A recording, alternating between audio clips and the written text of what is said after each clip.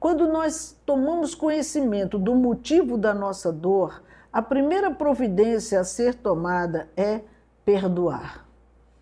Eu preciso perdoar quem foi o agente da minha dor, quem me feriu, quem me magoou, quem provocou esse rompimento naquela relação. E para isso eu preciso também me arrepender, porque eu deixei chegar a esse nível, porque eu não quis uma intervenção de Deus antes, porque eu não dei um passo atrás até antes que as coisas acontecessem dessa forma. A cura, ela só vem quando você decide perdoar essas pessoas que estão guardadas numa prisão que está dentro da sua alma.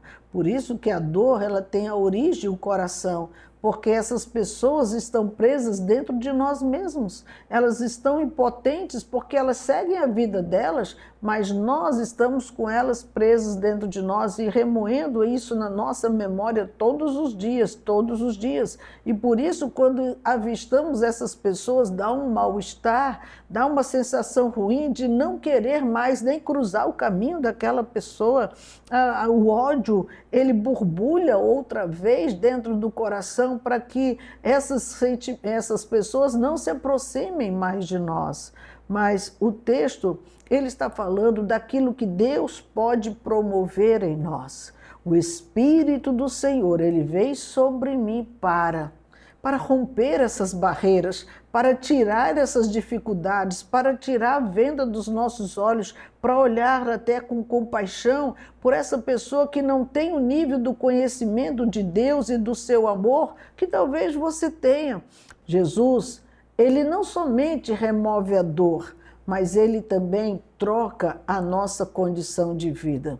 Remover a dor e nos deixar no mesmo lugar, talvez a gente volte a repetir as mesmas ações. Mas ele disse, não, eu vou tirar essa dor, mas eu vou colocar em outro lugar. Como também Paulo diz que ele nos libertou e nos tirou do império das trevas e nos transportou para o reino do Filho do seu amor. Ou seja, ele nos tirou de um lugar e nos colocou em outro lugar. Não, mas eu estou aqui na terra, eu estou na casa do meu pai, eu estou na casa da minha esposa, eu estou tranquilo. Não, é claro que você fisicamente permanece no mesmo lugar, mas o seu espírito saiu debaixo da condenação, saiu debaixo de uma sentença de morte e separação, que era o império das trevas, e ele te coloca numa outra condição, infinitamente melhor, que agora você faz parte do reino de Deus. No verso 3 ele disse, e colocou sobre os que em Sião estão de luto uma coroa ao invés de cinzas, óleo de alegria ao invés de pranto.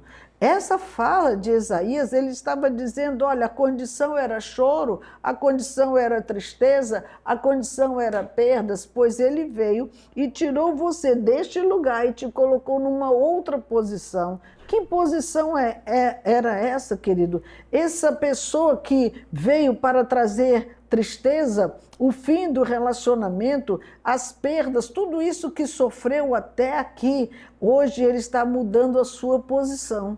Hoje ele tira o solitário do luto, hoje ele tira aqueles que perderam e traz uma boa notícia. Ele traz a boa nova do Evangelho, porque Jesus se manifestou para nos tornar filhos de Deus. João 1,12 diz, mas a todos quantos o receberam, deu-lhes o poder de serem feitos filhos de Deus, a saber, os que creem no seu nome. Ora, se nós passamos a entender o que ele está realmente fazendo conosco, nós saímos de uma condição qualquer que tínhamos antes e agora fazemos parte de um reino. Querido, só um rei pode coroar o seu príncipe, o seu filho, o seu herdeiro. E Deus então está dizendo que ele colocou uma coroa ao invés de pranto, de luto. Ele agora nos tira dessa condição de estar chorando por tantos fracassos na nossa vida para nos colocar no reino do Filho do seu amor. E isso é fantástico, porque só o Rei dos Reis é quem pode mudar uma condição como essa. Só ele pode mudar o nosso status, o nosso padrão de vida, para que a gente volte a amar, volte a querer, até mesmo se relacionar com outras pessoas, a ter novas amizades, amizades mais saudáveis, amizades até mesmo que tragam alegria ao nosso coração. Este ano você precisa abrir sua visão para aceitar aquele que veio transformar a nossa história. Na realidade, o presenteado somos nós pela oportunidade do perdão, pela oportunidade da transformação de vida que só Ele pode nos promover. Quantas pessoas iludidas com o reino desta terra, mas olha, cargos passam, funções passam, status, posição social, tudo isso vai passar, mas você precisa preservar algo extraordinário que se chama caráter. Não se venda.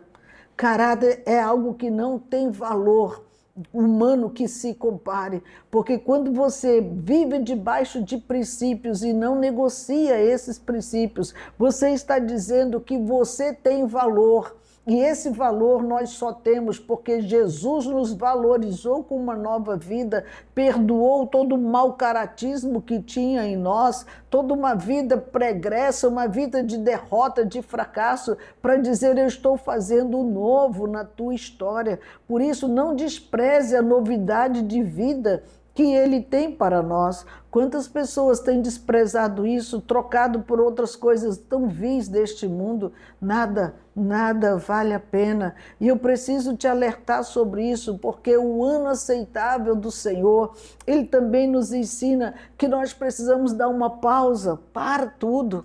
Traz um alívio, traz um recomeço para dentro de nós mesmos. Nós nos confraternizamos com pessoas nessas datas, muitas vezes passou um ano pisando no outro, passando o ano perseguindo o outro, e dá um sorriso como se tudo tivesse certo, sem um conserto, sem um perdão, sem uma amizade genuína e verdadeira. Que confraternização é essa que é feita dentro das empresas quando se odeiam?